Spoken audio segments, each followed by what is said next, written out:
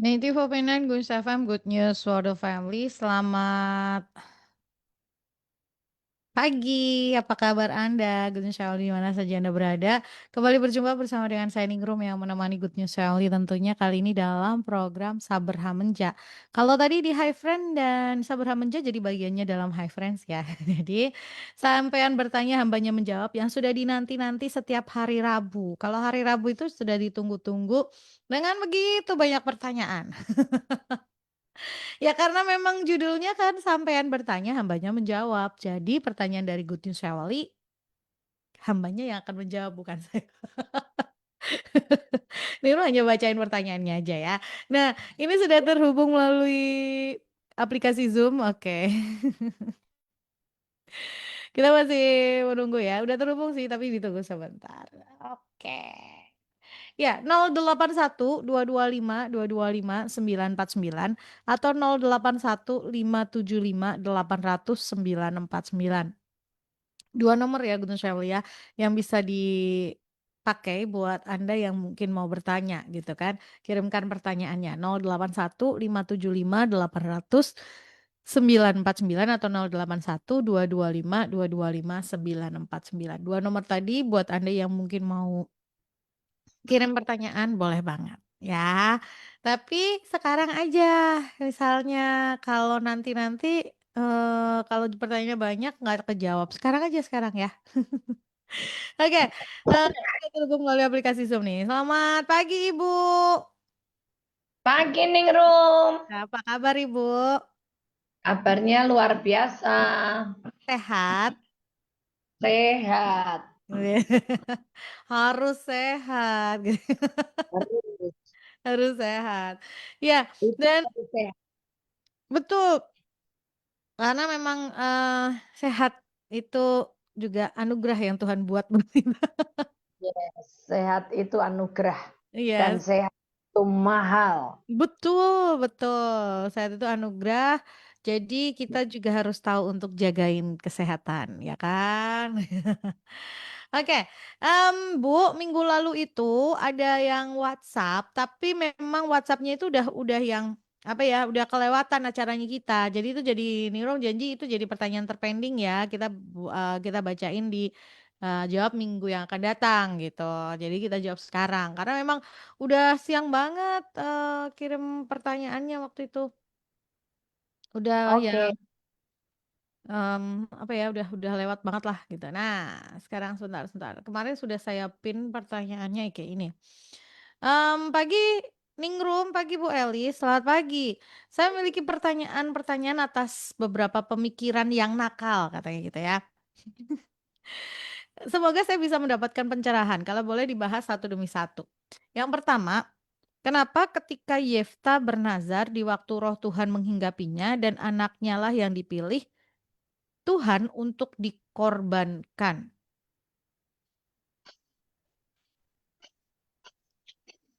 kok Tuhan yang milih? Kan Yipta sendiri yang bilang, kalau aku pulang yang nyambut aku yaitu Itu di mana bukan ya, Bu? Tuhan yang milih Hakim-hakim loh. ya? Iya, bukan bukan Tuhan yang milih loh. Iya, iya, iya. Itu perkataan Yipta sendiri loh. Hakim.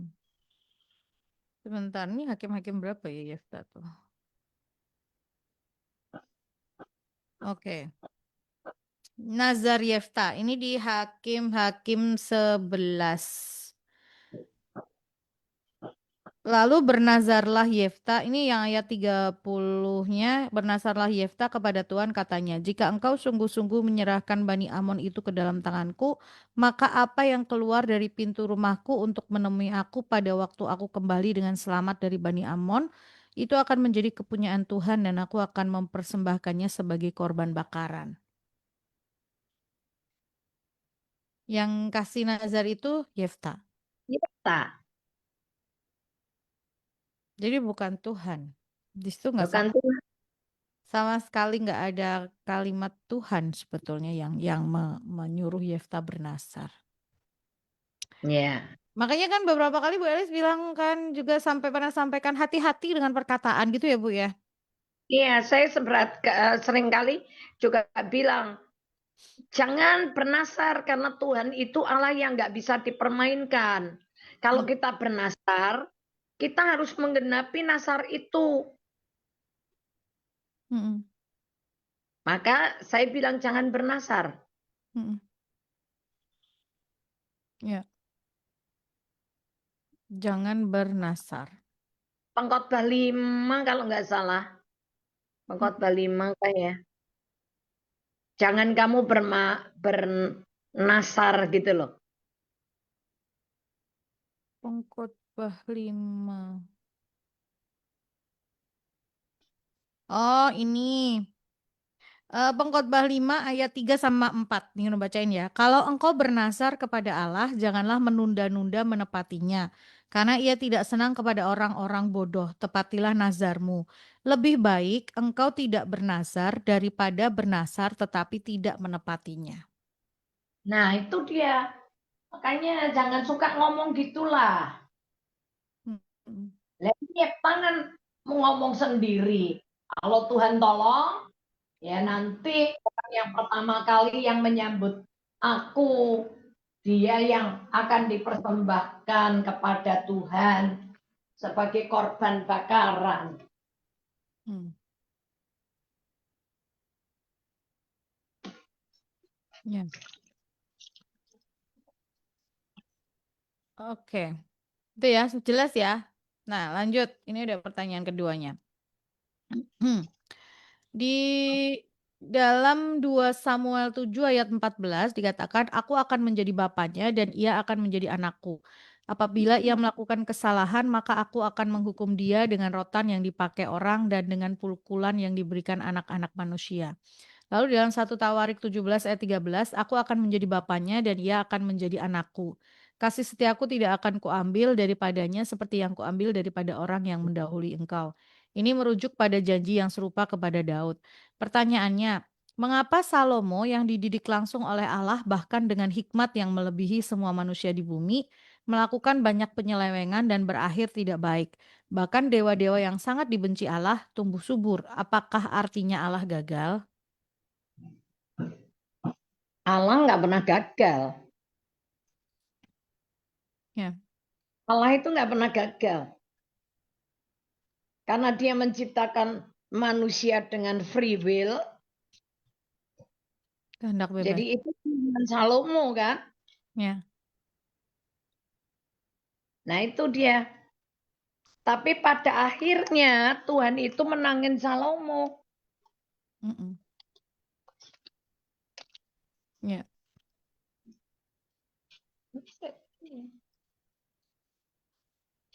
Maksud nggak? Iya, masuk. Ningrum. Iya, Bu. Tuhan kan Jadi, menciptakan Salomo dengan free will, dengan kehendak bebas. ya. Maka ini pengaruh istri yang begitu banyak. Mm-mm. Istrinya Salomo itu kan banyak. Ya. Dan istri-istrinya dia itu yang membawa dia banyak menyimpang ke dewa-dewa. Ya, menyerongkan apa mencondongkan hatinya gitu loh. Ada satu kalimat seperti itu ya, Bu ya. Ya, dia ini kekuatannya dia. Dia kepengen berbuat baik sama semua orang. Ya. Ya toh, maka dia kawinin lah anak-anak Raja Mesir lah, Iya, iya. anak Raja siapa, itu dikawinin semua sama Salomo. Itu supaya pikirnya dia supaya aman kan. Nggak Iya. ada ini. Tapi tetap malah istri-istri itu, istrinya Salomo itu mempengaruhi Salomo sehingga dia berzina dengan dewa-dewanya mereka semua. Maka saya kan seringkali bilang kalau cari istri yang benar, berdoa, minta karena pengaruh seorang istri itu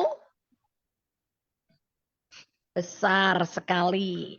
Mm-mm. Yang saya sekali bilang nenek saya dulu kalau bilang perempuan itu setan bantal. Pengaruhnya besar terhadap suami di tempat tidur. Mm-mm. Jadi ya udah, ini kalau dapat istri yang nggak takut sama Tuhan, makanya Salomo itu di ketika Salomo sudah tua, Salomo ngomong begini. Coba di Pengkhotbah 11. Mulai Pengkhotbah 11. Ayat yang mulai berapa ya? 9. Oh, Atau nasihat bagi pemuda-pemudi itu. Ya. Bersukarialah, hai pemuda, dalam kemudaanmu. Biarlah hatimu bersuka pada masa mudamu dan turutilah keinginan hatimu dan pandangan matamu. Tetapi ketahuilah bahwa karena segala hal ini, ketahuilah karena segala hal itu Allah akan membawa engkau ke pengadilan. Tuh. Dia kan gini, hidupnya Salomo di masa muda kan gitu. Apa keinginan hatinya dituruti, apa yang dilihat matanya, ya udah dikerjain gitu kan. Tapi terakhirnya di masa tua dia bilang, ingat, oleh karena semua hal itu, nanti akhirnya kamu akan dihadapkan ke pengadilan Allah. Maka Salomo itu bilang semua itu sia-sia. Dapat istri 300, selirnya 700. Itu semua juga sia-sia. Dapat hikmat, dapat pengetahuan, dapat kepandaian. Itu semuanya sia-sia. Kalau tidak jadi orang yang takut sama Tuhan. Ditutup di Pengkhotbah 12. Pengkhotbah 12 Ayat sebentar. Ayat 13. Akhir kata dari segala yang didengar ialah takutlah akan Allah dan berpeganglah pada perintah-perintahnya, karena ini adalah kewajiban setiap orang. Nah udah. Jadi semuanya itu kalau tidak takut sama Tuhan dan tidak menuruti perintah Tuhan, semuanya sia-sia.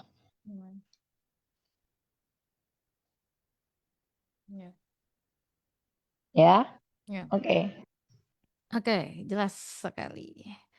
Lalu yang ketiga, apakah Hawa adalah pasangan yang dipilih Allah untuk Adam? Kenapa Allah memilihkan perempuan yang akan menjerumuskan Adam ke dalam dosa? Tuhan itu nggak memilihkan yang jelek ya. Ya kan? Ya. Apakah Hawa itu pilihannya? Loh, sudah jelas kalau Hawa yang bentuk Tuhan kok. Dan yang membawa Hawa ketemu sama Adam itu Tuhan kok. Ya.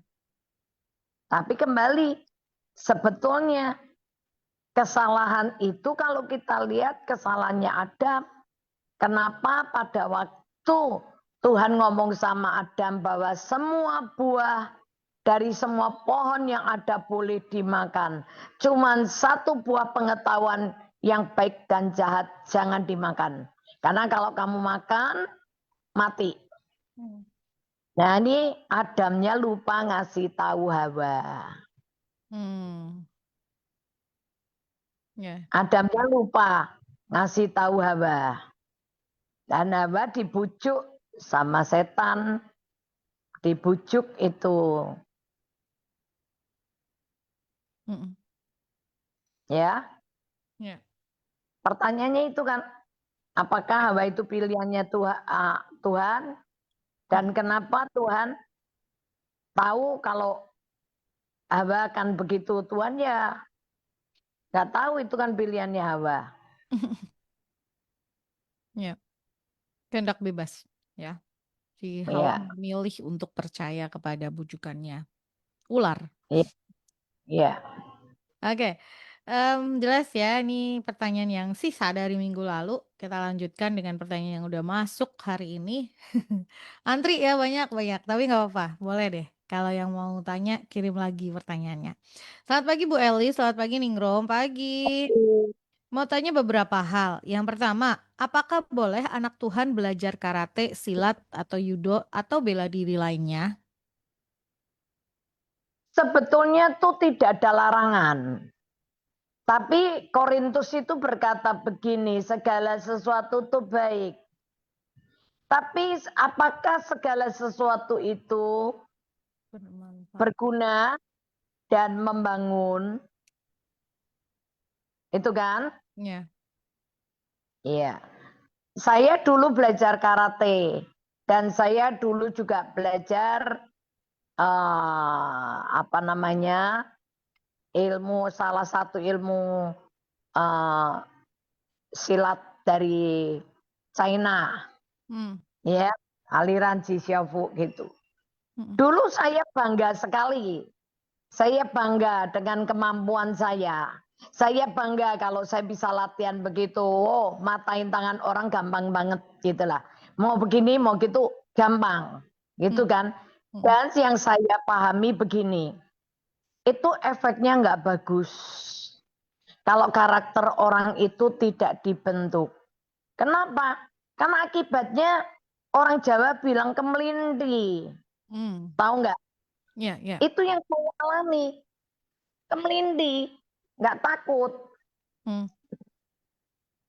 Karena merasa punya ilmu, begitu kan? Ya. Nah, ketika saya bertobat, saya terima Yesus, saya kelepasan. Saya kelepasan dari semuanya itu. Sekarang kalau ditanya, ilmu nih, jurusnya apa? Udah saya nggak ingat-ingat, saya nggak apa ya, lupa udah semua. Ya. Ya. Jadi kenapa nih kalau ditanya boleh apa enggak? Ya boleh-boleh aja. Tapi apa gunanya? Buat apa? Gunanya itu apa? Yang kedua gini aja. Kalau itu tetap bisa menjaga hati supaya tidak sombong dan enggak semena-mena. Oke. Tapi akhirnya ujung-ujungnya itu gini. Kita nggak ngandalin Tuhan, tapi ngandalin kekuatan diri sendiri. Ya. Ya. Ya. Dan yang nggak boleh itu begitu masuk ke tenaga dalam.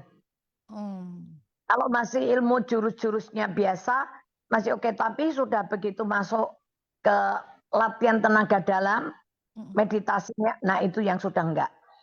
Ya.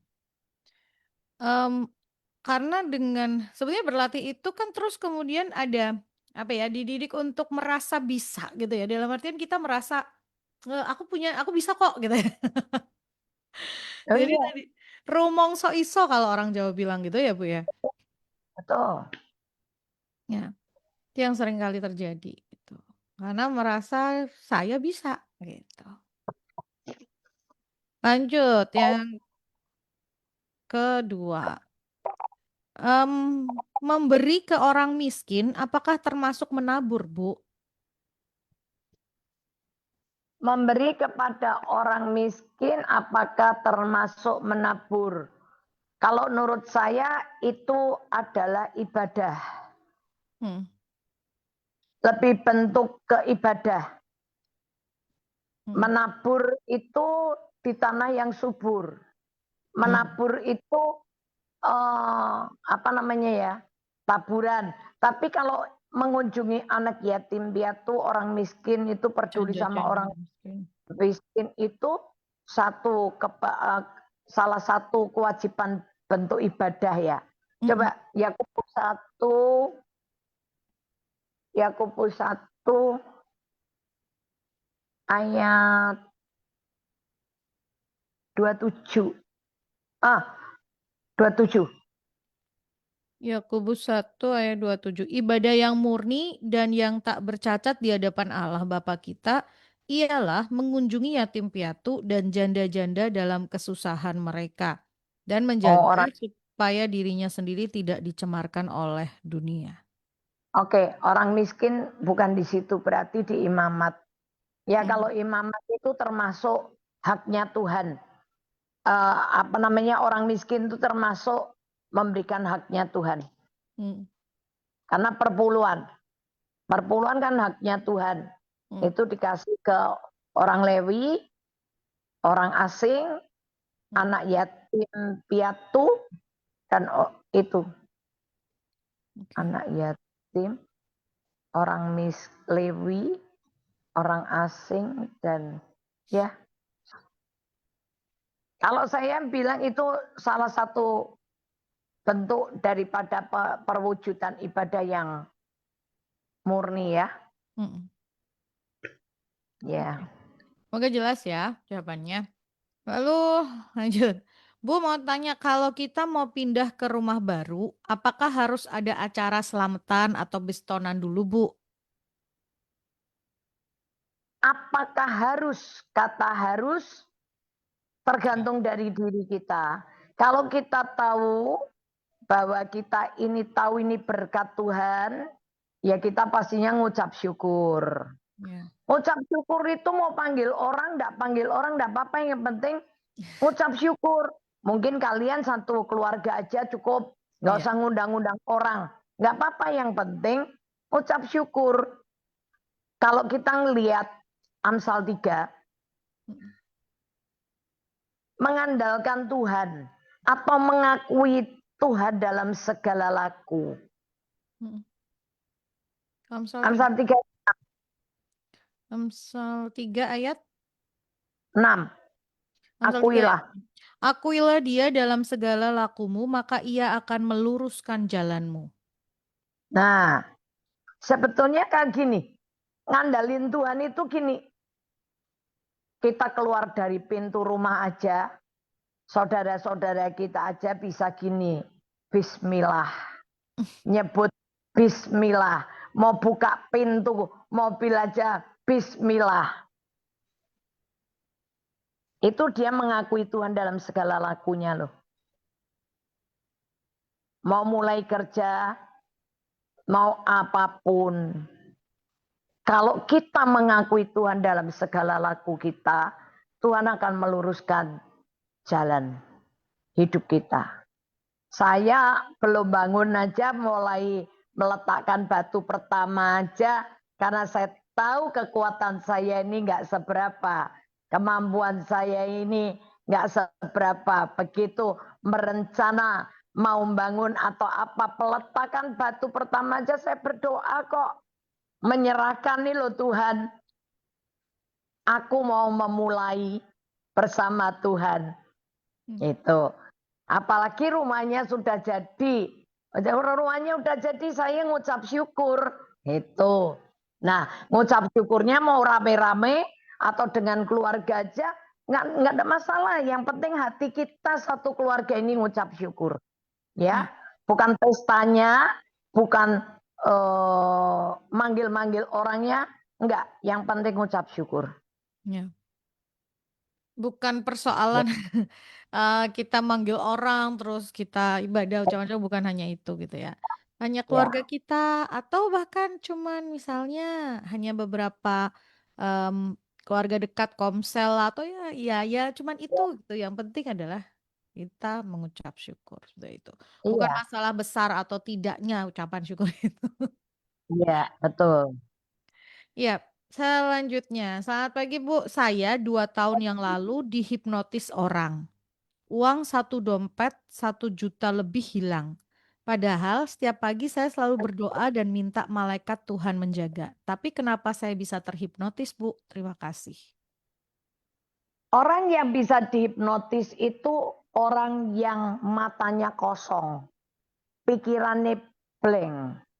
Kita mau minta Tuhan jagai dengan malaikat yang layani, tapi kalau pikiran kita sendiri kosong, hati kita kosong, itu dikerjain orang gampang. Saya merhatiin, ketika saya ngikuti pertunjukannya, siapa ini? Deddy siapa ya? Deddy Corbuzier. Ya, Deddy Corbuzier. Deddy Corbuzier tuh Indonesia. Bukan. Yang di Amerika tuh. Ya. Kok Deddy tuh, Bu? Bukan, David Copperfield. Ya, betul David kan? Copperfield. Nah, Ibu manggilnya Ya, Deddy. David Copperfield. Iya. Waktu itu saya ada di Las Vegas. Saya ikut masuk di pertunjukan itu karena saya kepengen tahu apa yang terjadi. Mm-mm. Nah, ketika saya ada di meja paling depan, David Copperfield itu, dia ngomong begini, saya tahu di ruangan ini ada orang yang punya kuasa. Tolong jangan ganggu kami. Tolong jangan ganggu kami. Kami cuma lagi mau mainan. Mau bermain. Gitu kan? Mm. Dia samperin di meja kita gitulah. Jangan ganggu kami. Dan saudara memang benar. Saya ngeliatin yang dipanggil dia maju itu orang-orang yang matanya kosong. Mm. Yang matanya blank. Ada banyak orang kita ketemu di jalan matanya lagi kosong. Matanya lagi kayak nggak tahu. Dia ngeliat tapi sebetulnya orang Jawa bilang pikirane nggelambiar. Mm. Aku toko jenenge pikirane nggelambiar. Mata ngeliat tapi sebetulnya dia nggak di situ gitu loh pikirannya. Yeah. Lagi mikirin apa gitu. Mm. Pernah nggak ketemu sama orang-orang yang begitu? Yeah. Yeah, yeah. Nah kayak Yep. begitu. Mm. Itu yang bisa dikerjain begitu. Mm. Dan saya ngelihat atraksi-atraksi dia, saya ngeliatin sebetulnya dia pakai kuasa gelap semua. Karena aku ngeliatin, oh misalnya tiba-tiba dia bisa terbang gitu ya. Sebetulnya dia bisa terbang keluar loh, ke langit-langit gitu. Keluar dari gedung, hotel itu pertemuan, dari ballroom itu, dia bisa terbang keluar ke angkasa. Semua orang tepuk tangan hebat.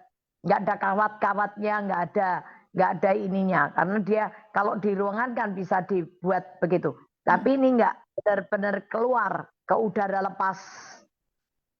Tapi kan nggak semua mata bisa ngelihat. Tapi saya ngelihat dia digendong setan.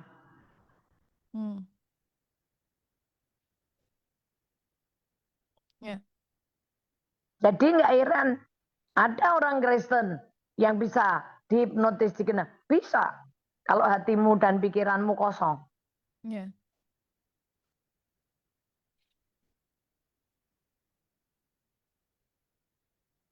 Jadi nggak hanya tentang berdoa minta penjagaan. Jadi pangananmu tidak kecil. Sudah berkali-kali. Ya, kenapa? Tidak hanya tentang berdoa minta penjagaan dari malaikat Tuhan gitu ya, Bu. Iya. Yeah. Malaikat pasti jagai. Mm-mm. Tapi kalau kita sendiri buka celah gimana? Ya. Ya. Yeah. Semoga jelas jawabannya. Makanya saya bilang baca, renungkan firman. Iya. Daripada mikiri sing ora-ora, daripada pikiran yang gelambiar kemana-mana. Coba renungkan firman. Yeah. Lanjut. Di kitab Yesaya ada ayat yang berkata, "Setiap pagi Tuhan mempertajam telingaku seperti seorang murid." Ada seorang pendeta yang berkata, "Kalau kita doa pagi-pagi sebelum matahari terbit, maka kita akan semakin peka dan tajam mendengar suara Tuhan." Apakah betul, Bu? Saya nggak bilang betul atau tidak. Tapi saya akan mengatakan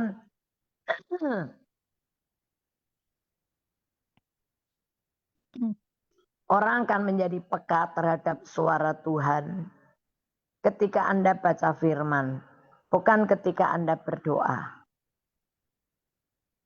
Ketika Anda sering baca firman Tuhan, maka Anda akan menjadi orang yang peka dengar suara Tuhan.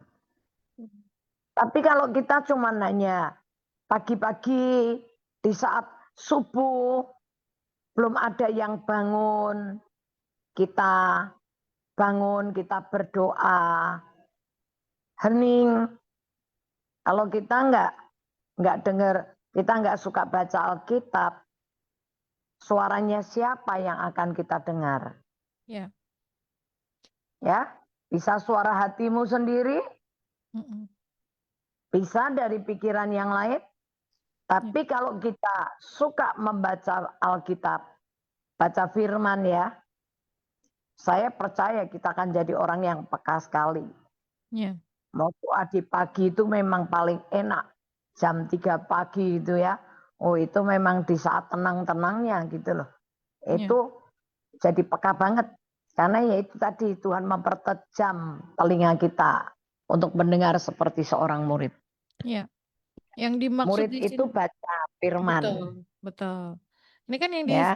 disebutkan mempertajam telingaku seperti seorang murid gitu ya. Itu kan Nah, berarti kita mendengar. iya. Kalau kita berdoa, kita tuh berbicara loh, bukan kita Iya. mendengar. Iya, mengutarakan isi hati. Iya, betul. Kalau kita berdoa, kita sedang mengutarakan isi hati kita.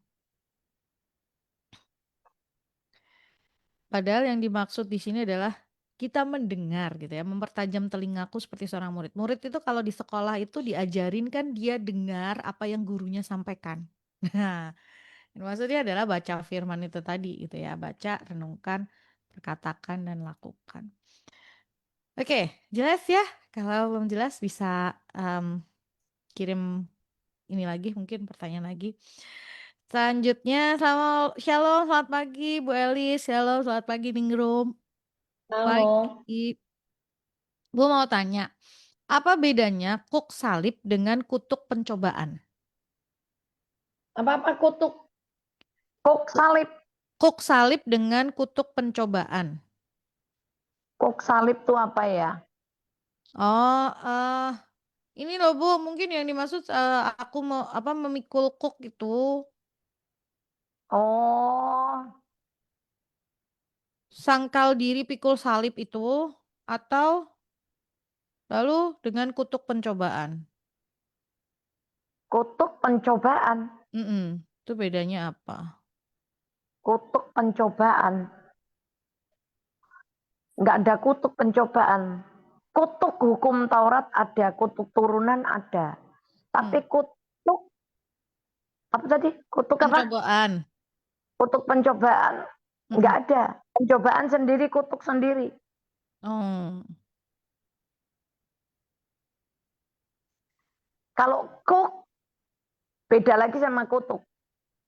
Kalau kutuk itu kayak orang disumain orang gitu loh. Dikutuki orang. Ya.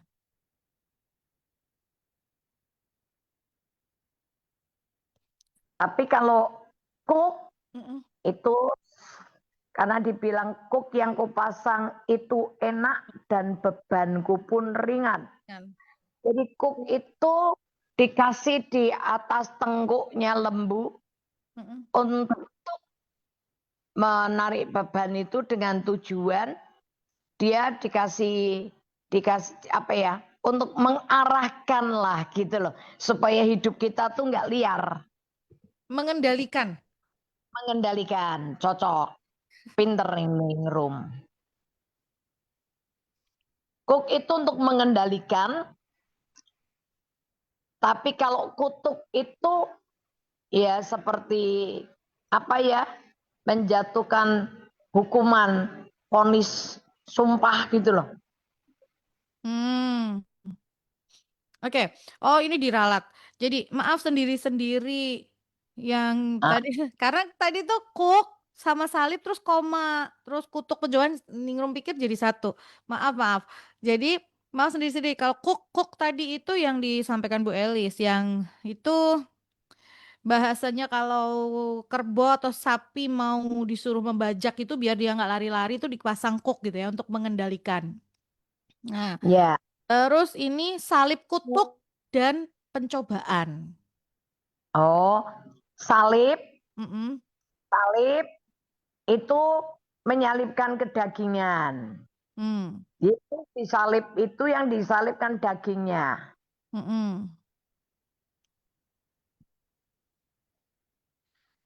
Kuk, salib terus kutuk. dia kutuk.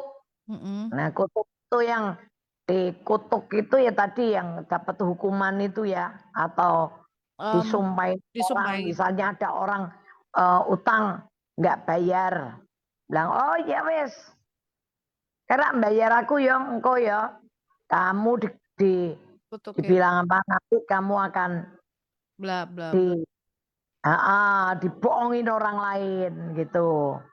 Atau kalau yang suka nakal gitu, ya dibilang oke, ada orang laki yang merawani perempuan nggak ngawinin, terus dia perempuan itu ngutuk, yo ndak apa-apa kamu ninggalin aku, tapi nanti ya anak cucumu ya. Nah, jadi melimpahkan hukuman itu kepada orang yang menyakitkan. Itu kayak kutukan. Ya. Lalu pencobaan itu ya pencobaan. Kalau pencobaan itu gini, sebetulnya kalau di bahasa Inggris itu adanya try, bukan apa ya, bukan pakai satu kata pencobaan, tapi lebih ke ujian. Ujian. Pencobaan itu dicobai kayak kita mau tes drive gitu loh. Mobil gitu, tes untuk setir mobil baru yang mau dibeli, itu ngetes gitu kemampuannya di mana. Nah, pencobaan itu dari iblis, tapi pencobaan itu digunakan Tuhan sebagai ujian. Dibiarkan Tuhan, tapi Tuhan pakai itu alat untuk menguji kita. Kan manusia dikasih free will itu tadi. Ya. Setan kan godain itu. Setan godain Hawa. Ayolah makanlah. Coba nanti kalau kamu makan kan jadi seperti Allah. Dibiarkan Tuhan. Untuk apa? Mencobai ketaatannya Adam dan Hawa itu seperti apa. Dia lebih dengar Tuhan atau dengar setan. Dipakai untuk menguji mereka.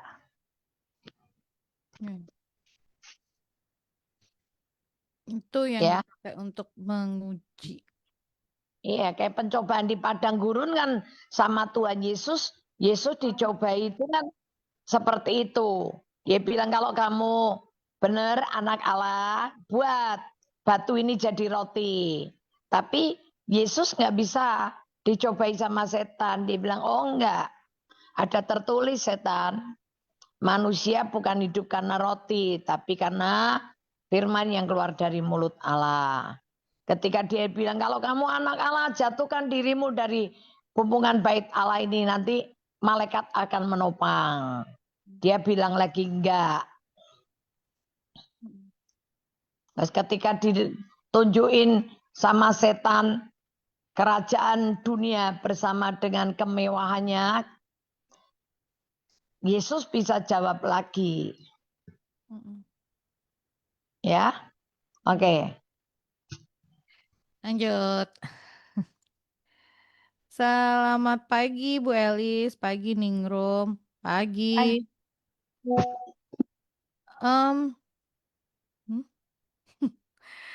Di Kolose 2 ayat 15 dinyatakan gini, ia telah melucuti pemerintah-pemerintah dan penguasa-penguasa dan menjadikan mereka tontonan umum dalam kemenangannya atas mereka. Kapan hal ini terjadi? Dalam peristiwa kapan ini terjadi? Kayu salib. Oh. Ketika di kayu salib. Yang dimaksudkan itu adalah pada saat peristiwa penyalipannya Yesus, Bu. Yes. Di situ kemenangan. Di mata setan itu kekalahan. Tapi buat Tuhan Yesus itu saat itulah dia melucuti semua kekuatan iblis. Oh iya. Yesus bangkit dari antara orang mati, itu menjadi tontonan umum bahwa setan itu dikalahkan. Ya. Ya. Ini judul perikopnya itu yang di Kolose 2 ayat 15 itu adalah kepenuhan hidup dalam Kristus. Iya. Nah, makanya kalau kita sudah seperti itu, sebetulnya tuh Tuhan sudah memberikan roh kemenangan buat kita. Kepenuhan hidup dalam Kristus. Sebetulnya ketika kita terima Yesus itu kepenuhan Allah itu sudah ada dalam diri kita. Ya.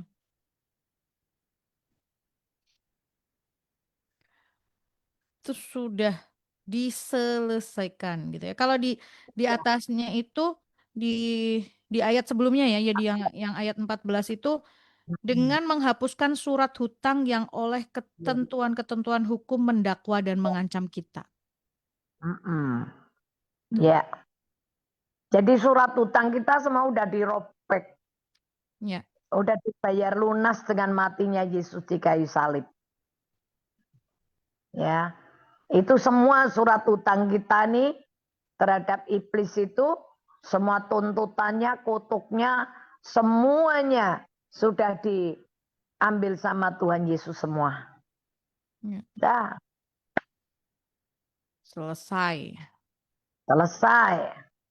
Maka ketika Yesus bangkit dari antara orang mati, naik ke surga, itu dia kasih modal baru buat kita. Ya. Dikasih modal baru, makanya kita punya hari esok yang penuh pengharapan. Yep. Kalau Yesus gak bangkit dari antara orang mati, ya udah.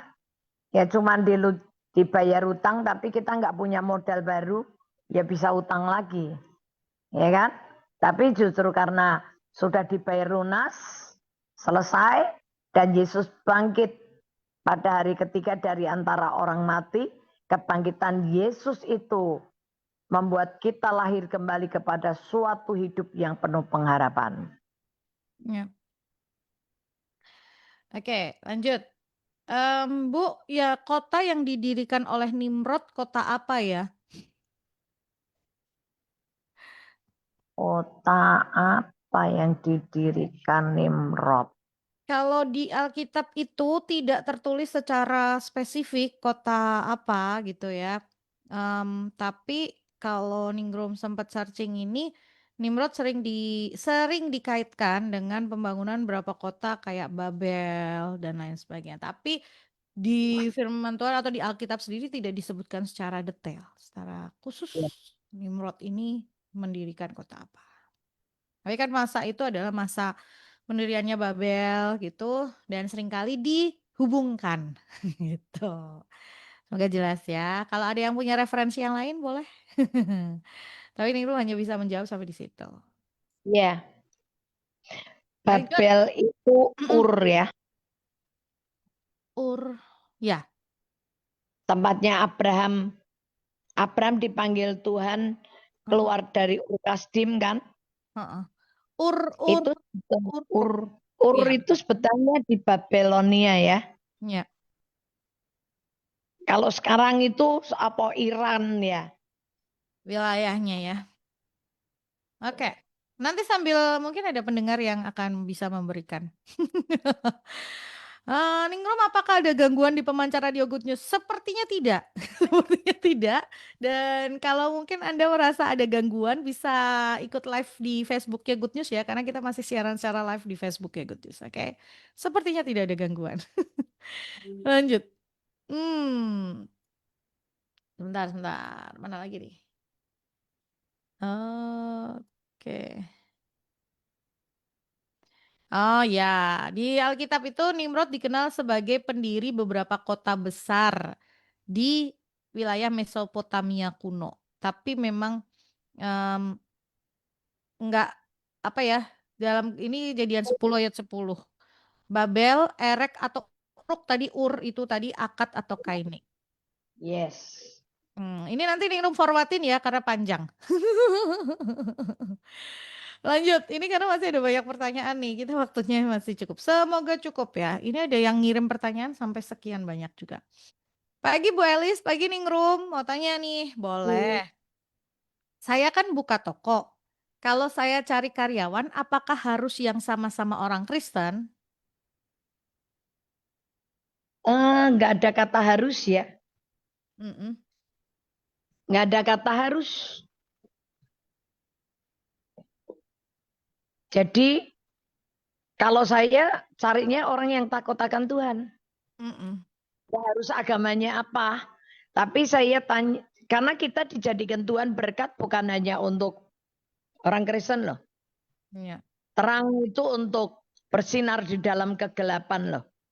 Kalau karyawan-karyawan itu bukan orang, bukan belum punya terang hidup, ya dengan kerja sama Anda punya kans, mereka melihat terang dari hidup Anda. Betul. Yang penting kalau saya cari orang yang takut akan Tuhan. Mm-mm. Malah yang sering kali terjadi ketika kita punya karyawan Kristen, tuntutannya terlalu banyak. Tuntutannya banyak dan cara kerjanya yang kadang-kadang selalu minta excuse, di kita excuse, memaklumi. Ya, Ya. enggak lah, enggak ada syarat itu harus, enggak. Ya. Tapi carilah orang yang takut akan Tuhan Ya. dan hidup dalam kebenaran, ya. Amin. Oke. Yang kedua, bagaimana kita sebagai bos harus bersikap ke karyawan? Ada pepatah Jawa yang berkata, jangan terlalu baik sama bawahan, nanti dia ngelunjak. Betul nggak? Nah, itu prinsip dunia. Kita kan bukan orang dunia. Sudah dikasih peraturan, jangan menindas karyawan. Kita sebagai bos, kita jangan menindas karyawan. Jangan meremehkan dia. Tapi justru kita ini jadi terang bagi dia. Orang Jawa bilang nguwongke, diwongke. Kadang ada kalau filosofi orang dulu, orang kuno, kita sama karyawan aja nggak boleh ngomong. Sama pembantu aja nggak boleh ngomong. Nggak boleh ngomong terus gimana? Ya kan? Dulu kalau ngejak ngomong pembantu dianggap itu rendahan. Oh, oh ya. Pembantu tuh nggak boleh diajak bicara.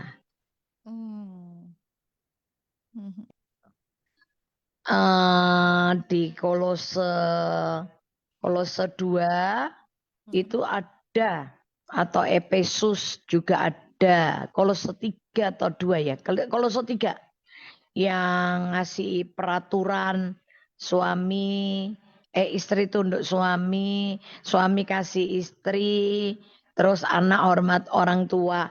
Hubungan Nah, antara terus anggota-anggota rumah tangga itu. ya, terus terhadap sikap kita terhadap karyawan seperti apa? Nih, hai Ya, yang ayat 22, Kolose 3. Hai hamba-hamba, taatilah tuanmu yang di dunia ini dalam segala hal. ya, Jangan hanya di hadapan mereka saja untuk menyenangkan mereka, melainkan dengan tulus hati karena takut ya. akan Tuhan. Nah, karena takut akan Tuhan yang paling penting itu. Sekalipun tuannya bengis loh, kita tuh suruh tunduk loh. Kalau ajarannya itu. Tapi di situ ada bagian, hai maksudnya tuan-tuan itu kamu ndak boleh memperlakukan hambamu itu. Itu Kolose 4, Bu. Kolose 4 ayat 1. Hai tuan-tuan, berlakulah adil dan jujur terhadap hambamu. Ingatlah Ya, kamu juga mempunyai Tuhan di surga. nah udah ikutin itu aja. Ya. Adil dan jujur. Udah ya, jelas ya. Lanjut. Bu, saya kan punya toko. Kalau misal pas hari itu yang beli cuman sedikit.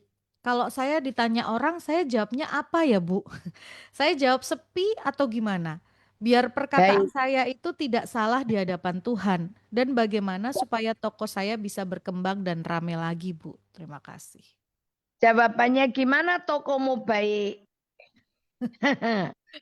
Kalau baik itu kan nggak bilang sepi atau rame, baik. Gimana kondisi tokomu? Oh, puji Tuhan baik. Ya. Dan gimana tokomu bisa rame lagi? Servisnya diperhatikan, barang-barang dagangan yang kalian jual apa? Yang ketiga, perintahkan malaikat untuk bawa pembeli datang ke tokomu. Ya. Kita percaya Bapak kita Bapak yang baik, Bapak yang tahu menyediakan segala kebutuhan kita sebelum kita meminta kepada Dia. Ya. Malaikat itu kan diciptakan jadi pelayan kita.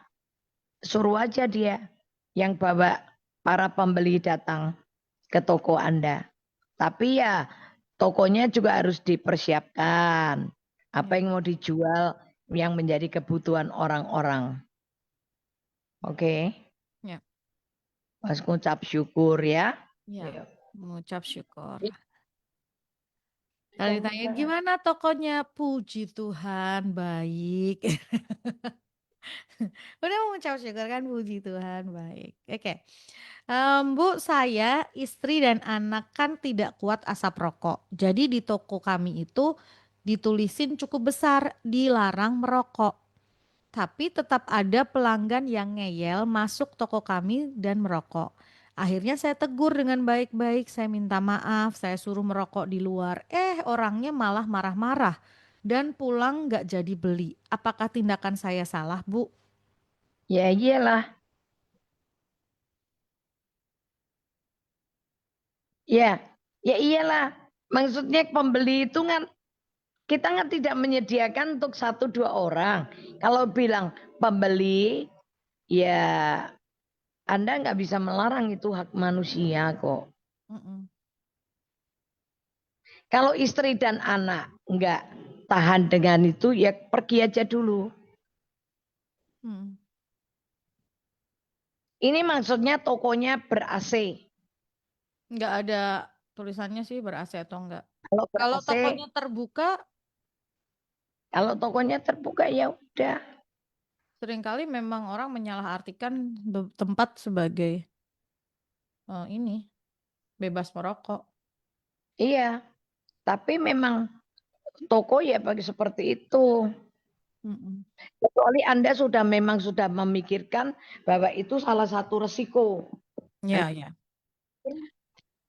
Dilarang merokok. Ya itu menjadi resiko sih. Kalau misalnya membuat tulisan dilarang merokok dari luar itu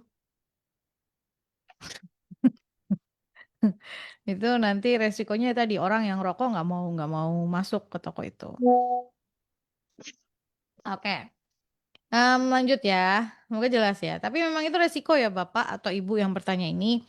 Kalau memang tokonya itu terbuka, dalam artian orang seringkali menyalahartikan itu untuk jadi bisa ngerokok bebas di situ, ya memang resikonya jadi seperti itu. Ada orang yang mau ngerokok nggak bisa masuk. Tapi kalau memang itu sudah menjadi satu ketetapan bahwa saya nggak mau gitu ya, ya nggak apa-apa, itu diterima sebagai sebuah resiko sih sebetulnya gitu.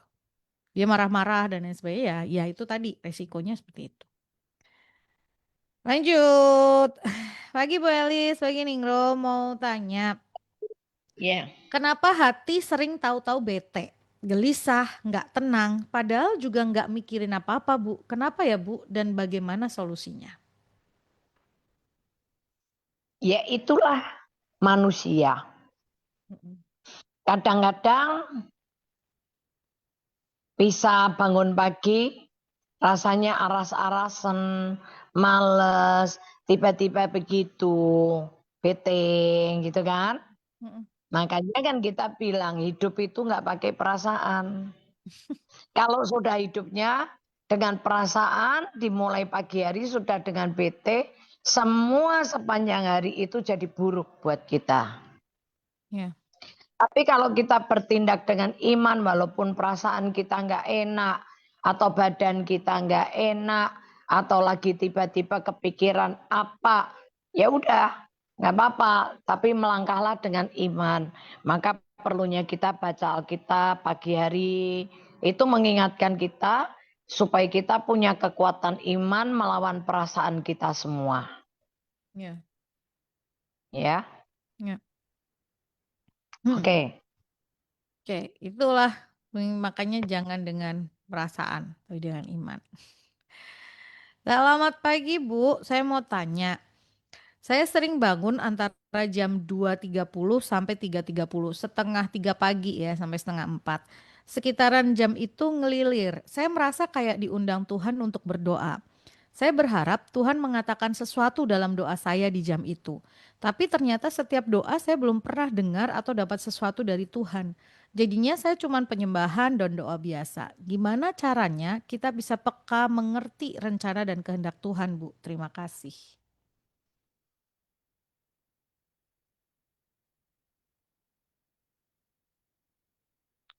Ibu, mic-nya termute. Oke, sudah. Kalau sudah doa, udah pujian, udah mengucap syukur, ya udah baca Alkitab. Kalau mau dengar suara Tuhan, baca Alkitab. Itu otentik. Suaranya pasti suaranya Tuhan. Nah, latihannya begitu. Nanti ketika bangun pagi itu, ketika baca Alkitab, nah udah dapat apa? Ya. Jangan nuntut harus audible. Izinkan Tuhan bebas berkarya. Bisa aja loh, habis doa pujian penyembahan, baca Alkitab tidur lagi, Tuhan bicara lewat mimpi bisa. Ya.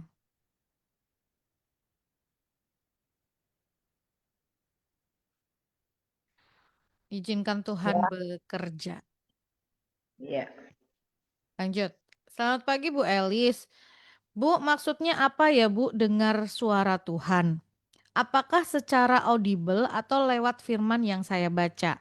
Karena beberapa hari ini saya sedang bergumul dan bertanya-tanya pada Tuhan dan sering saya mendapat jawaban lewat firman yang saya baca atau khotbah yang saya dengar. Apakah ini maksudnya dengar suara Tuhan? Terima kasih. Ya iyalah. Dengar suara Tuhan ya betul. Karena mendengar suara Tuhan identik dengan firman.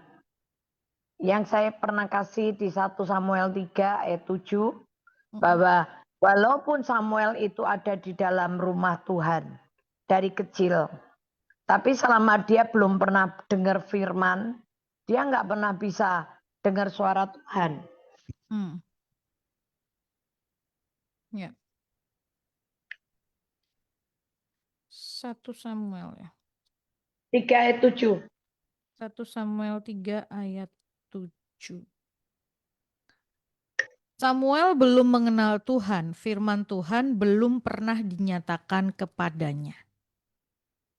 Ya kalau belum pernah baca firman, kecuali ada orang-orang Ibu ini ke-mute lagi, Bu. Ya. Sudah. ya itu, ya firman Tuhan. Nah, kalau belum pernah dengar firman Tuhan, gimana kita mau dengar suara Tuhan? Ya. Satu, cuman terkecuali ada orang-orang tertentu yang memang dapat panggilan Tuhan yang secara spesifik ya. Ada satu kiai di tengah hutan hidupnya, nggak pernah dengar firman sama sekali, nggak pernah tahu Injil itu apa, nggak pernah. Tapi ketika dia berdoa pagi, dia waktu tengadah, dia melihat, mendengar suara, akulah Yesus jalan kebenaran dan hidup. Tidak ada seorang pun yang datang ke Bapa kalau tidak lewat aku. Itu sampai 3 kali dan akhirnya dia bilang kalau benar kamu yang ngomong itu ada, tunjukkan wujudmu. Dan dia ngelihat Tuhan berdiri di depan dia. Ada bisa Ya, baca Alkitab aja ya. ya. Baca firman, baca Alkitab. Oke, lanjut. Pagi Bu Elis, pagi Ningrum. Mau nanya nyambung kisah tentang jualan tadi. Oke, Ya, menarik nih. Kalau kita ya. ditanya, laris apa enggak jualannya? Kita harusnya bilang apa ya Bu? Katanya, ucapan adalah doa. Kalau bilang laris gimana Bu? Itu bohong apa tidak ya Bu? Bingung saya Bu, terima kasih. Nggak usah bingung, jawab aja yang benar. Puji Tuhan, baik semuanya. Laris enggak? Ya, puji Tuhan, cukup. Ya. Ya kita harus mengatakan seperti apa yang kita ini kan, bukan bohong kok. Mm-mm. Bukan bohong. Kalau berdasarkan kemauan kita sendiri, ya oke. Mm-mm. Ya. Tapi kalau kita dengar memang Tuhan bilang, ngajari kita ngomong benar ya, udah. Ini karena pertanyaan-pertanyaan begini ini seringkali nyerempet dan menjebak kita untuk kemudian kita mengeluh Iya. atau terus kayak yang endingnya kayak yang saingan gitu loh, saingan, oh lah ini sepi kok gitu. Heeh. Ini karena pertanyaan begini seringkali menjebak kita untuk sampai ke situ kan Bu. Iya. Itu yang saya pernah saksikan kan. Mm-mm. Ketika saya ditanya teman-teman saya, kamu punya uang enggak? Saya jawabnya more than enough. Dia tanya lagi, kamu punya uang enggak? Saya jawab lagi, uangku mengalir seperti sungai yang tidak akan pernah kering. Mereka nanya lagi, serius ini? Saya bilang, maksudmu apa? Kami mau pulang ke Indo. Kalau kamu nggak punya uang, kita tinggalin uang lah. Mengei duit, we kok leren tekon Teko. duit apa? Ya kan? Saya tetap jawab, oh jangan khawatir. Uangku lebih dari cukup. Padahal 1 sen pun aku nggak punya duit. Saya kan nggak jawab punya atau enggak. Tapi jawaban saya more than enough, lebih dari cukup. Mm-mm. Dan benar teman-teman saya pulang, tinggalin saya. Saya pergi ke gereja nggak bawa duit. Tapi saya nggak pernah bilang saya nggak punya duit. Duduk aja di seminar itu. Dan ketika disuruh ngasih tantangan, ngasih persembahan, saya nggak ngasih. Tuhan marah, ya enggak lah, Tuhan juga tahu di tasku, di dompetku ada duit apa enggak. Ya. Ketika saya duduk, yang saya cerita, saya didatengin orang asing. Dia kasih saya amplop. Dia bilang, aku mau ngantri masukin amplop ini ke kotak. Tapi Tuhan suruh kasih ke kamu. Jangan marah ya. Ya udah saya terima. Ternyata betul more than enough. Envelope-nya ketika saya buka isinya $1.000. Kalau itu dikasih sorry, bukan 1.000. Saya dapat 5.000.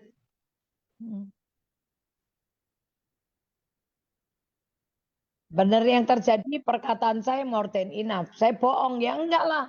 Orang saya enggak jawab punya atau enggak. Saya kan jawabnya more than enough. Ya. Hmm. Jadi kalau misalnya ditanya, ini sering kali jadi ya itu tadi yang disebutin penanya ini, saya bingung, iya benar bingung. Kenapa? Karena sering kali pertanyaan begini terus nantinya, misalnya nih ditanyain laris nggak? Ya lumayan lah gitu ya. Sepi gitu. Biasanya yang nanya akan ngejar gitu. Terus nanti ada Kadang kadang yang ditagih sendiri Karena takut ditagih utang sama sales. Dia bilang, aduh sepi. Dia lagi ngutuki diri sendiri. Nah, terus sampai akhirnya ya memang sekarang tuh kondisinya susah, ekonomi lagi sulit. Malah kita terus jadi tadi yang disampaikan Bu Elis mengutuki gitu ya Bu ya. Iya, mengutuki diri sendiri. Mengutuki diri sendiri. Kita ngomong, oh sulit nih gitu ya. Oh jualan lagi memang di mana-mana lagi sepi nih.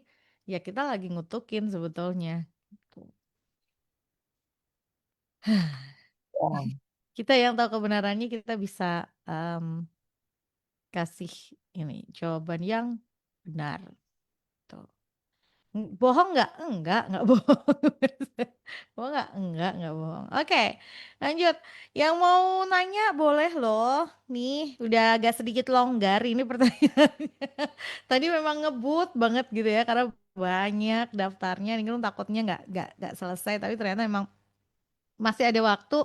Jadi kalau yang mau tanya sekarang silakan gitu ya. Dikirim sekarang kita jawab sekarang. Di 081225225949 atau 081575 800 949. Nah, itu dia. Atau tadi dari jawaban-jawaban tadi ada yang belum jelas dalam artian gini. Yang saya maksud ini loh gitu ya, bagian yang ini atau bagian ini. Boleh, silahkan gitu ya. Kirimkan ke kita. Biar kita bisa jawab pertanyaan Anda. Memang tadi ya kayak hal-hal sehari-hari gitu ya, jaga toko lah atau punya ada orang atau pelanggan lah atau apapun gitu ya yang tadi melangkahnya dengan iman gitu. Nah, kalau tadi yang ada juga pertanyaan tadi kenapa hati sering tahu-tahu bete, gelisah, nggak tenang padahal juga nggak mikirin apa-apa. Kenapa dan bagaimana solusinya? Tadi Bu sudah sampaikan. Ya, percayanya dengan iman, jangan dengan perasaan. Ini untuk membuat tidak jadi seperti itu, ya itu tadi ya Bu, kita udah bahas di awal, isi dengan kebenaran firman Tuhan kan Bu? Iya. Isi dengan kebenaran firman Tuhan, terus jangan lupa tadi baca, renungkan, perkatakan, dan lakukan. Kalau kita lagi nggak mikirin apapun, berarti kayak kita kosong loh. Nah, pas kita nggak ada ini ya itu tadi pikirkan kebenaran firman Tuhan. Itu dia.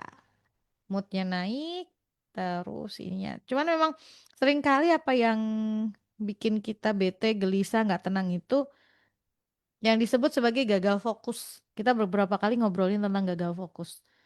Karena berita, karena obrolan orang, terus masuk ke pikiran dan kita kepikiran, terus jadi kita gagal fokus.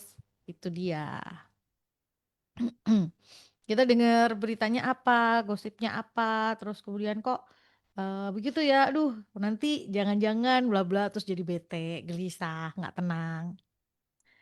Oke.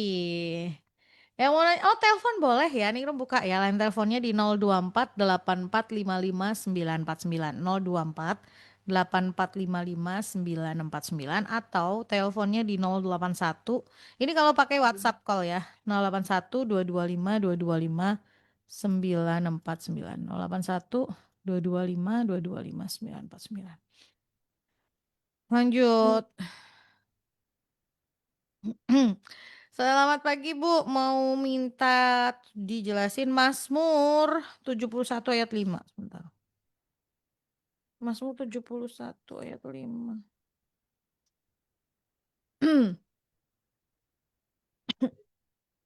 71 ayat 5. Sebab engkaulah harapanku ya Tuhan, kepercayaanku sejak masa muda ya Allah. Itu maksudnya apa? Betul yang itu ya ayatnya ya? Itu. Halo?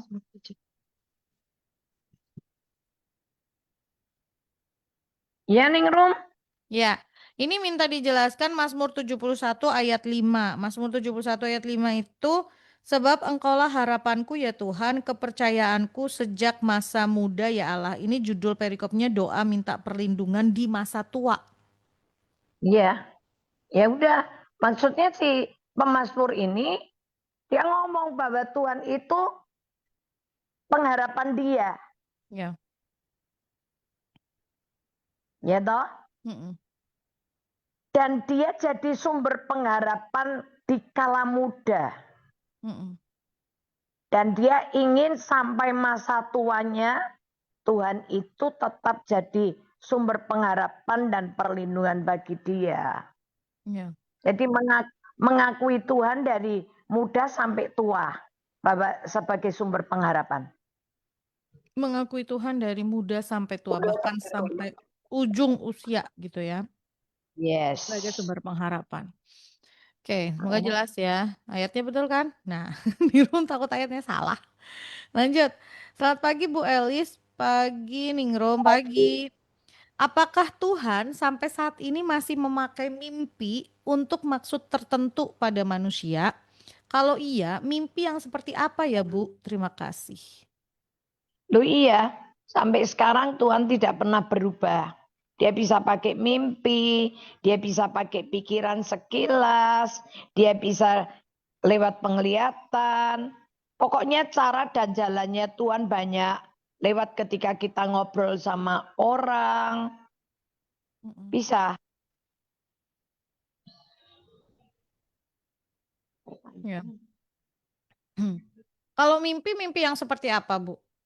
Karena kan kita bisa Mimpi, banyak. mimpi yang seperti apa? Mimpi yang sampai bangun pun Anda masih ingat. Sampai beberapa hari pun mimpinya masih Anda ingat. Tapi kalau bangun terus hilang, lupa tadi aku mimpi apa ya? Ya wis kuwi bunga tidur.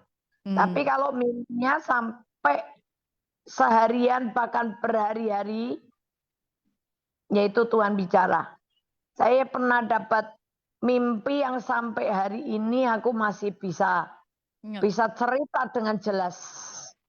Mm. Itu dari Tuhan. Ya.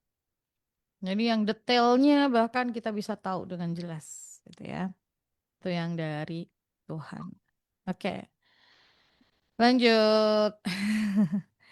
Selamat pagi Bu Eli, selamat pagi Ningrum. Saya mau tanya, saya pelayanan satu tim dengan anggota, ada yang Kristen, ada yang Katolik. Setiap event ada perjamuan kudus, tapi dia selalu nolak, tidak mau terima roti dan anggur. Itu tidak masalah.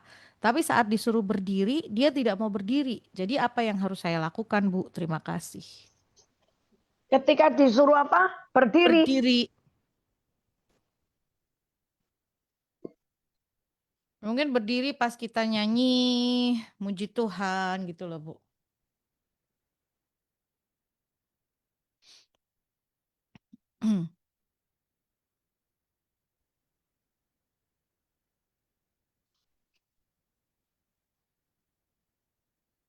Halo? Ningrum, Iya, Bu. suaranya hilang belas. Oh, ini Ibu kedengaran suaranya. Ini sekarang dengar suaranya Ningrum. Loh sekarang, tadi ini berapa menit ini nggak dengar sama sekali. Ya, jadi tadi pertanyaannya si ibu ini pelayanan dengan tim gitu, tapi ada yang dari Katolik gitu. Kalau perjamuan kudus nggak mau terima, ya nggak apa-apa. Tapi kalau misalnya ini nggak mau suruh berdiri nggak mau, jadi mau duduk aja. Ini gimana? Loh Ya ini nggak apa-apa sih. maksudnya suruh berdiri, berdiri apa? Suruh Oh, berdiri oh mana? berdiri saat perjamuan kudus. Oh ya dia enggak apa-apa toh. Ya Kan nggak apa-apa. memang enggak toh. Karena dia nggak terima perjamuan kudus, dia duduk ya nggak apa-apa sih. Ya enggak apa-apa. Mm-mm. Loh, misalnya ya pujian itu kadang-kadang ini sekarang gini lihatin. Mm-mm. Kadang-kadang ini. Mm-mm. Pemimpin pujian zaman sekarang itu nggak tahu ya. Kalau zaman dulu tuh kan kita ini ada seminar, ada workshop, ada apa gitu kan. Mm-mm. Nah, sekarang ini memang kita sendiri yang pelayanan itu harus mengerti Mm-mm. apa sih Ketika ayo mari lagu pertama udah nyembah, sudah worship gitu ya. Worship. Dan worship itu kalau menyembah itu orang mau duduk, orang mau berlutut, mau apa ya sudah biarin. Jangan maksud ayo berdiri. Nah, berdiri lama sekali. Ya. Kadang ada orang yang kakinya nggak kuat. Ya. Ada orang yang lebih nyaman konsentrasi ketika dia duduk.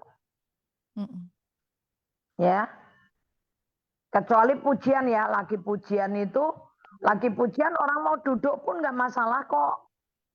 Tapi nanti ketika dia rohnya bangkit, dia bisa berdiri sendiri kok. Ya, betul. Jadi itu nggak ada keharusan gitu loh.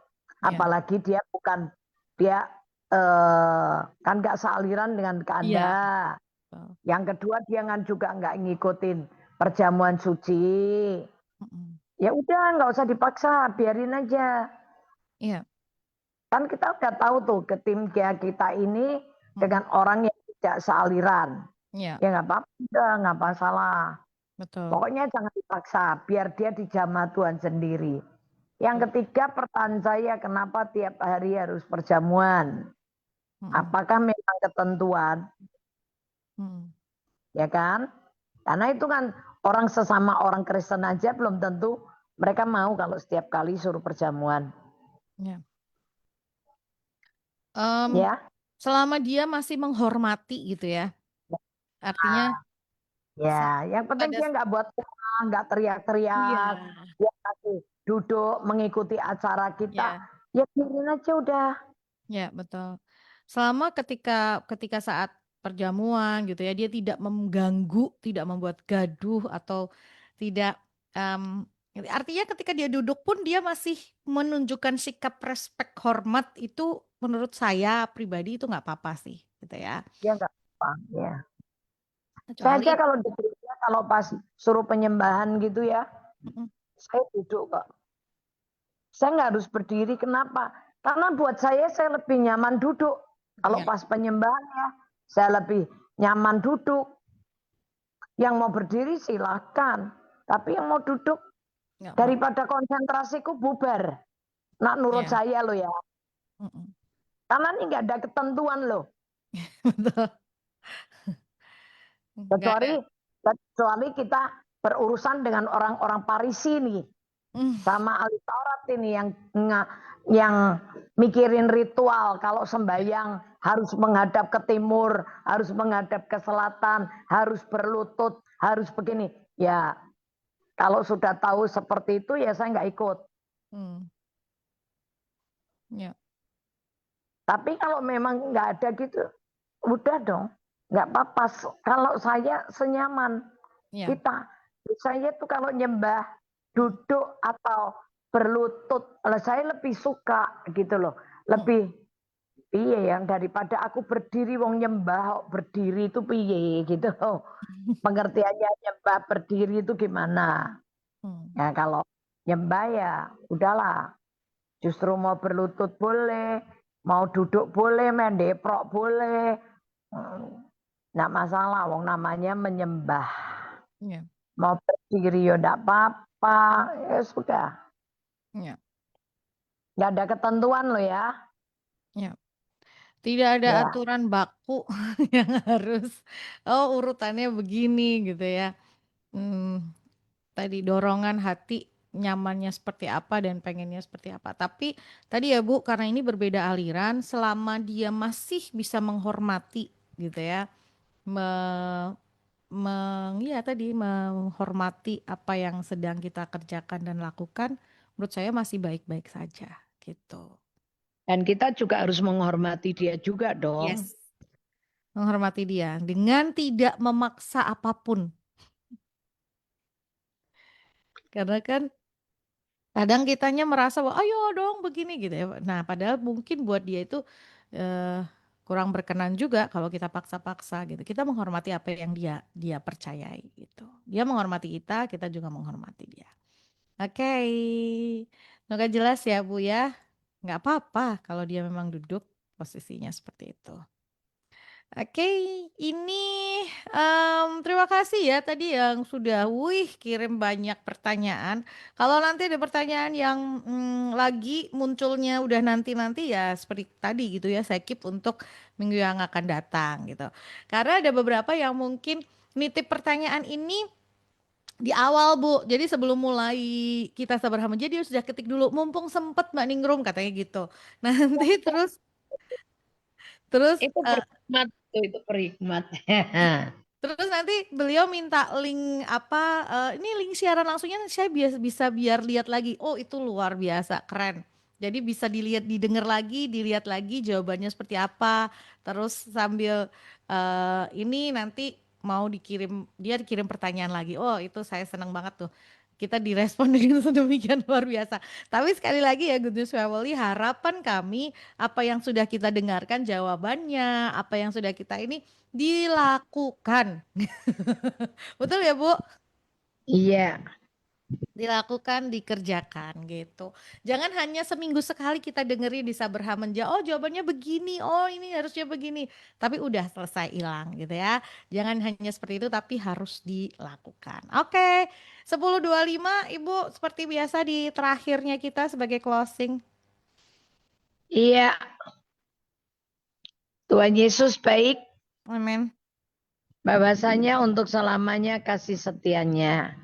Jadi percayalah kepada Tuhan, ya, karena percaya kepada Tuhan itu kita akan dilindungi, tapi takut akan manusia itu mendatangkan jerat.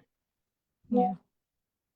Jadi hari-hari ini kita harus lebih takut sama Tuhan. Ya. Percaya kepada Tuhan, kita akan dilindungi. Tapi kalau kita takut akan manusia itu sungkan. Hmm. Itu akan mendatangkan jerat buat kita. Ya. Oke. Oke. Ketemu lagi minggu yang akan datang. Oh iya, jangan lupa berdoa hari Senin. Oh iya, hari Senin. Yes. Hari Senin, dan jangan lupa dengan menara doa kota Semarang. Oh iya, yang ada di Hotel Ciputra. Yes. Itu siapapun boleh datang, Bu. Kalau di Menara Boleh, Doa boleh, boleh. boleh. Oke. Mm-mm. Ini kita Ya, masih punya waktu 4 menit, Bu. Ada satu pertanyaan susulan, boleh nggak? boleh, boleh. Boleh, boleh. Pagi Bu Elis, pagi Mbak Ningrum, pagi. Bu, saya membaca di 2 Raja-Raja 1. Ahasia jatuh sakit dan menyuruh utusannya untuk tanya ke Baal.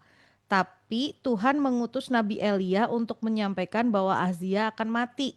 Di zaman dulu konsekuensi hukuman dosa langsung meninggal. Untuk zaman sekarang kita dapat anugerah dari Tuhan orang yang mengaku percaya dan beribadah kepada Tuhan tapi masih bertanya ke suhu atau dukun, konsekuensi hukumannya apa ya, Bu? Mati rohnya. Hmm. Mati rohnya. Bukan mati fisik, Mm-mm. rohnya. Oke. Itu menyakitkan hati Tuhan loh. Dan itu Tuhan sangat cemburu loh. Ya, ya, ya, Orang ya. ada kok kamu datangnya sama suhu cari kayak begitu. Hmm. Terus dipikirnya kayak Tuhan nggak bisa jawab. Kayaknya Tuhan tuh nggak bisa ngomong. Loh Tuhan kita tuh ngomong nggak? Hmm. Hmm. Hmm. Tapi masih ada yang begitu ya? Loh masih. Oh, oke. Masih bertanya ke suhu dukun. Bukan secara jasmani mati, tapi rohnya yang mati. Iya, Itu pasti dia tidak mengalami pertumbuhan roh. hmm. Itu bukan perjinahan. Berzina itu pasti. Makanya saya tadi kan bilang menyakitkan hati Tuhan sekali. Karena itu berzina. Hmm. Itu yang dimaksud perjinahan itu ya, perjinahan rohani itu. Iya. Oke, oke, itu ya jelas ya jawabannya. Kalau belum jelas ada yang mau ditambahkan, tanya lagi tapi kita jawab minggu depan. Oke. Bu Elis, terima kasih buat hari ini ya. Tuhan berkati. Tuhan berkati. Dan terima kasih buat Anda Good News Family yang sudah bergabung bersama dengan saya yang membutuhkan dan mau beli buku biografinya dari Ibu Evangelis Elizabeth Philip bisa hubungin Good News ya. Oke, terima kasih buat hari ini. Berharap apa yang dihadirkan boleh jadi berkat dan jadi bermanfaat buat setiap. Sampai ketemu di minggu yang akan datang. See you.